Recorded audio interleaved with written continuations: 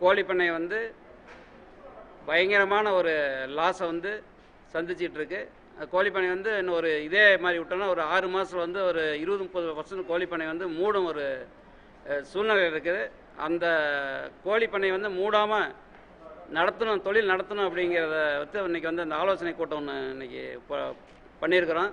அந்த ஆலோசனை கூட்டத்தில் என்ன முடிவு எடுத்திருக்கிறோம் அப்படின்னாக்கா, இந்த மாதிரி தமிழ்நாடு அரசு முதலமைச்சர் அவரை சந்தித்து அவர் மூலியமாக இந்த மாதிரி டெல்லியில் இருந்து ஃபைனான்ஸ் மினிஸ்டர் அவங்கள பார்த்து மற்றவங்களையும் நான் சம்மந்தப்பட்டவங்களை பார்த்து இந்த மாதிரி பேங்க் லோன் வந்து எங்களால் வந்து இப்போ கட்ட முடியாது, இப்போ 2 மாதம் 3 மாதம் தான் என்பிஏ பண்ணிடுவாங்க, அது இல்லாமல் அதுக்கு உயிர் கொடுக்கணும் அப்படின்னாக்கா 1 வருஷம் வந்து எங்களுக்கு வந்து ஹாலிடே ஃபீல்டு வேணும். அதனால் 1 வருஷம் வந்து எங்களுக்கு ஹாலிடே ஃபீல்டு கொடுத்தாங்க அப்படின்னாக்கா நாங்கள் வந்து வட்டியில் ஒன்று தள்ளுபடி கேட்கல, கொடுத்துட்டு எங்களுக்கு சிசி லோனை வந்து தேவைன்னா கன்வெர்ட் பண்ணிவிட்டு மறுபடியும் எக்ஸ்ட்ரா வந்து அந்த என்ன சிசி இருக்கோ அந்த சிசி கொடுத்தாங்க அப்படின்னாக்கா எங்களால் பண்ணையை வந்து ரன் பண்ண முடியும். இல்லை அப்படின்னாக்கா லட்சக்கணக்கான பண்ணையை வந்து இந்த வேலை செய்கிறாங்க வந்து வேலையை இழக்கும் அபாயம் உண்டு. இதே மாதிரி போச்சு அப்படின்னா இந்த கோழி பண்ணைக்காரங்க வந்து நிறைய பேர் வந்து சூசைட் பண்ணிக்கிறத கூட வந்து வந்து போகிற ஒரு சூழ்நிலை இருக்குது. அதுக்கு முன்னாடி வந்து இந்த தமிழ்நாடு கவர்மெண்ட் நம்மளுடைய கவர்மெண்ட் வந்து அவங்க முதலமைச்சர் வந்து இதை காப்பாற்றணும் அப்படிங்கிறத எங்களுடைய கோரிக்கை. இன்னும் வந்து இதோட நிறையாலாம் இருக்குது. எங்களுக்கு வந்து இப்போ ரா மெட்டீரியல் கிடைக்கல, எதுவுமே எங்களுக்கு கிடைக்கல, இந்த முட்டை விற்க முடியல, அதிகமான ப்ரொடக்ஷன் இருக்குது. எல்லா ஊர்லேயும் வந்து கோழி பண்ணையை போட சொல்லி இந்த மாதிரி சப்சிடி கொடுத்து நிறையா ஸ்டேட்டில் வந்து இந்த கோழி பண்ணை நிறைய போட்டாங்க. எங்கள் முட்டை வந்து எங்கேயுமே வந்து விற்க முடியல. அப்போ இந்த முட்டையை விற்கிறதுக்கு வந்து ஏதாவது ஒரு கவர்மெண்ட் அவங்க அந்த அரசாங்கம் வந்து எங்களுக்கு ஏதாவது ஒன்று பண்ணி கொடுத்தா தான் எங்களுக்கு வந்து நல்லாயிருக்கும். ஏன்னா இருக்கிற ஃபார்மர் வந்து எந்த இதையும் எங்களை இப்போ சொல்கிற அளவு கூட எங்கள் மனநிலைமை இல்லை. அவ்வளோ கேவலமாக நாங்கள் வந்து நடத்திக்கிட்டு இருக்காங்க நிறைய பேர். வழியே இல்லை எங்களுக்கு. அதனால் இது செஞ்சால் தான் எங்களால் வந்து இந்த தொழில் வந்து ரன் பண்ண முடியும். 40 வருஷமாக இந்த தொழிலை வந்து நாங்கள் வந்து காப்பாற்றி வச்சிருந்தோம் வந்து ஒரே வருஷத்தில் போயிட மாட்டிருக்கு. ஏன்னா எங்களால் முடியல. முட்டை வந்து 3 ரூபா 20 காசு கொடுத்துட்டு 4 ரூபா 20 காசு ப்ரொடக்ஷன் காஸ்ட்டு. அப்போ ஒரு நாளைக்கு வந்து எங்களுக்கு வந்து 3-4 கோடி முட்டை ப்ரொடக்ஷன் ஆகுதுன்னா தினம் 4 கோடி ரூபா, மாதம் 120 கோடி ரூபா. 120 கோடி ரூபா நாங்கள் எங்கேருந்து வந்து கொடுக்குறது? ஏன்னா பேங்க் இமீடியட்டாக ஒரே மாதத்தில் எங்களுக்கு பேங்க் முதல்ல ஃபஸ்ட்டு வழி பண்ணி தரணும். அதுதான் நாங்கள் இதோட கேட்டுக்கிறோம். அந்த ரேட்டை வந்து இந்த மைனஸ் வேண்டாம், எங்களுக்கு என்ன ரேட்டு ஃபிக்ஸ் பண்ணிக்கலாம் அந்த ரேட்டை வந்து என்ன ரேட்டு போதோ அதை வந்து ரேட்டு ஃபிக்ஸ் பண்ணுன்னு சொல்கிறோம். அவங்க என்ன சொல்கிறாங்கனாக்கா இது வந்து பண்ணாக்க இன்னும் ரேட்டு முட்டாட்டு கீழே வந்துடும், அப்போ பண்ணக்காரங்க இன்னும் வந்து லாஸ் ஆவாங்க, அதனால் லாஸ் தவிர்க்க இந்த மாதிரி வைக்கிறேன்னு அவங்க சொல்கிறாங்க. ஏன்னா கருத்து வேறுபாடில் ஒன்றும் கிடையாது. ஆமாம், அதனால் அவங்க பண்ணையார் நலனுக்காக தான் செய்கிறோன்னு செஞ்சுக்கிட்டு இருக்காங்க. இப்போ நாங்கள் என்ன சொல்கிறோம், மார்க்கெட்டில் இந்த மாதிரி ப்ராப்ளம் இருந்தாலும் கொஞ்ச நாள் வச்சு பார்க்கலாங்கிறோம். ஆமாம் சொல்லணும். இல்லை என்இசி ஃபிக்ஸ் பண்ண ரேட்டு ஓகேன்னு சொல்ல, நெக்கு ரேட்டு தான் ஓகேன்னு சொல்கிறேன், ஃபிக்ஸட் ரேட்டு தான் வரணுங்கிறோம், மைனஸ் வேண்டாங்கிறோம். அப்படின்னா அது சரின்னு தான் அர்த்தம் அதுக்கு. ஆமாம் ஆமாம், பண்ணையில் வந்து விற்பனை விலையை நெக்கு டிக்ளேர் பண்ணுன்னு சொல்கிறோம், மைனஸ் வேணாங்கிறோம். இல்லை என்இசி சரியில்லைன்னு சொல்ல, நீங்கள் என்இசியே சரியில்லை எப்படி சொல்றீங்க? திருத்திக்கணும், அவ்வளோதான்.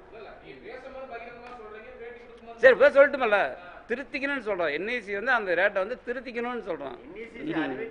அதனால் உங்களுக்கு வந்து எப்படின்னா மூலப்பொருளாக வந்து எப்படின்னா ஒரு கோழி தீவனம் 18 ரூபா கிலோ வச்சு நீங்கள் 27 ரூபா இருக்குது.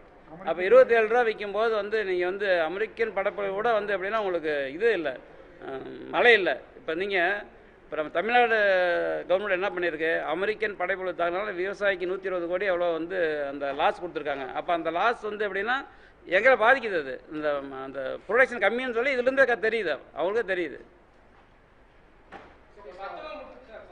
தெரியல, டிஸ்ட்ரிக்ட் வரையும் கொடுத்தாலும் சரி, நாங்கள் ரெண்டுக்குமே ஓகே. எங்களை பொறுத்தவரை நாங்கள் பண்ணுறதுக்கு வந்து டைரெக்டாக பண்ணுறது எங்களுக்கு ரெண்டுக்குமே ஓகே. தயாராக இருக்கும். இல்லை பண்ணையாளர்னா நீங்கள் ஒருத்தர் சொல்லிதான் நம்ம இலக்கமான சூழ்நிலை சொல்ல முடியாது. அது எந்த சூழ்நிலையில் பண்ணாங்க, அது யார் சொல்லி பண்ணாங்கன்னு தெரியாது. ஏன்னா ஒருத்தருக்கு கேஸ் போட்டிருக்காரு. எப்படின்னா 1100 பண்ணை இருக்குது, இன்னும் அந்த ஒருத்தர் வந்து போய் கேஸ் போட்டிருக்காருன்னா அப்படின்னா அது எந்த சூழ்நிலையில் பண்ணாங்கன்னு நமக்கு தெரியாதுல்ல.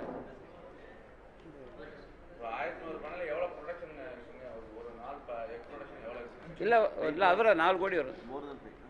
இல்லை அப்போ கோடி தான் 5 இருக்கும், 4 கோடி 3.5 கோடி வந்து 4 கோடி ஆயிருக்குது. எது இல்லை டெய்லி ரேட் எப்படின்னா இந்தியா பூரா டெய்லி ரேட் இருக்குன்னா டெய்லி ரேட் ஃபிக்ஸ் பண்ணுறாங்க. இப்போ இந்தியா ஃபுல்லாக எல்லா ஸ்டேட்லேயும் டெய்லி ரேட் இருக்குது. நம்ம மட்டும் வந்து வாரத்தில் வந்து 3 ரேட் வச்சா அதில் ப்ராப்ளம் வருது, சரி இந்த மாதிரி டெய்லி ரேட் பண்ணி பார்த்தா கண்ட்ரோல் பண்ண முடியுமா அப்படின்னு சொல்லி அவங்க யோசனை பண்ணுறாங்க. அப்போ டெய்லி ரேட்டு நாங்கள் என்ன சொல்கிறோம், இந்தியா பூரா டெய்லி ரேட்டு நெக் ரேட் இருக்குது, எங்களுக்கு டெய்லி ரேட் நெக் ரேட் வேணும்னு கேட்குறோம், அவ்வளோதான். மைனஸ் இருக்கக்கூடாதுன்னு சொல்கிறோம். கையில் எந்த பேப்பர் இல்லாம இந்த தொழிலோட முழு மூச்சல் இருந்ததுனால அவரோட பதில் பாருங்க. ஒன்றரை கோழியும் மாடு தான். நீங்க எல்லாம் அரிசி சாப்பிடுறீங்க, கவுடு கோழியும் மாடு சாப்பிடுங்க. நீங்க எல்லாம் என்ன சாப்பிடுறீங்க, புண்ணாக்கு கோழியும் மாடு சாப்பிடுங்க. ஓரளவு சக்சஸ் ஆச்சு. ஏன்னா பிராய்லர் சக்சஸ் ஆனது காரணம் எல்லாம் ஒரே ஒரு கண்ட்ரோல் இருந்தது. ஸோ இதுல வந்து நம்ம வந்து முதல் 4000-5000 பண்ண அடுத்தது ஒரு 1000-1500 பண்ண ஆச்சு. இதே நிலைமை நீடிச்சா ரா மெட்டீரியல் பண்ணலாம் அப்படின்னு சொல்லிட்டு ரா மெட்டீரியல் பண்ணோம். ரா மெட்டீரியல் பண்ணும்போது ஃபர்ஸ்ட் நாங்கள் ரா மெட்டீரியல் விற்கும் போது சோயா கவுடு இது ரெண்டும் ஃபர்ஸ்ட் பண்ணோம். எங்க சொன்ன நோக்கத்தில் ஆரம்பிக்கவே இல்லை. நாங்கள் சென்னையில் அந்த முட்டை கடை வச்சிருக்கிற வரைக்கும் சென்னையோட முட்டையோட ரேட் வந்து எங்களுடைய கண்ட்ரோல் இருந்துச்சு. மீட்டிங்ல அந்த அலர்ட்ங்கிற பிளானிங் கமிஷன் மெம்பர் சொல்றாரு, என்ன பிவிராவ் நீங்க மக்காச்சோளத்தை வந்து இறக்குமதி பண்ண டெல்லியில இந்த கவர்மெண்டோட ஃபாலோ பண்றதுக்கு அரசாங்கத்துல ஒரு மோடல் ஏஜென்சி ஃபிக்ஸ் பண்ணுவாங்க. சென்ட்ரல் கவர்மெண்ட், ஸ்டேட் கவர்மெண்ட்ல ஒரு முருகராஜுங்கிற ஒரு ஐஏஎஸ் அக்ரிகல்ச்சர் செக்ரட்டரி இருந்தார். அவர்கிட்ட போய் பேசினா முருகர் கடவுள் தான் அவர். சுமை தூக்குவோர் சங்கத்தோட தலைவர் வருவார். நான் யாரை தெரியுமா பார்ப்பேன், சுமை தூக்குவோர் சங்க தலைவர் தான் பார்ப்பேன். டாடா கம்பெனி சேர்ந்து பார்ப்பேன். இதுதான் அதிகம். எப்படி சார் எழுத முடியும்? உடனே டைரக்டர் கூப்பிடுறாரு. டைரக்டா வந்து டேக் பை இந்தியா அதாவது எல்லாரையும் கூப்பிட்டு எனக்கு தெரியாது. நான் இப்ப சொல்றேன், நாளை காலையில இம்போர்ட் வைஸ் எய்டு வைஸ் எல்லாரையும் ரெக்கமெண்ட் பண்றேன். அன்னைக்கு மக்காச்சோளம் வந்து அந்த ரெக்கார்டு 15 நாள் எடுத்து கவர்மெண்ட் கொடுத்தாங்க.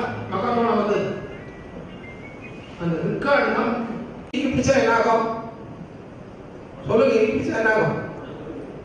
சரி, சரியா பிடிக்கல என்ன ஆகும்? ஏன்னா நாமக்கல் காலையில் 10 காசு கொடுத்தா அவங்க 15 காசு கொடுக்குறாங்க. ஃபர்ஸ்ட் தேவை கிராவிட்டி ஆஃப் த சிச்சுவேஷன். அன்னைக்கு வாங்கலாம் கூட வந்து காலையில இருந்து சாயங்காலம் வரைக்கும் அந்த கேள்வி அவர்கிட்ட பேசணும். வெறும் 4 நாள் எதுக்கு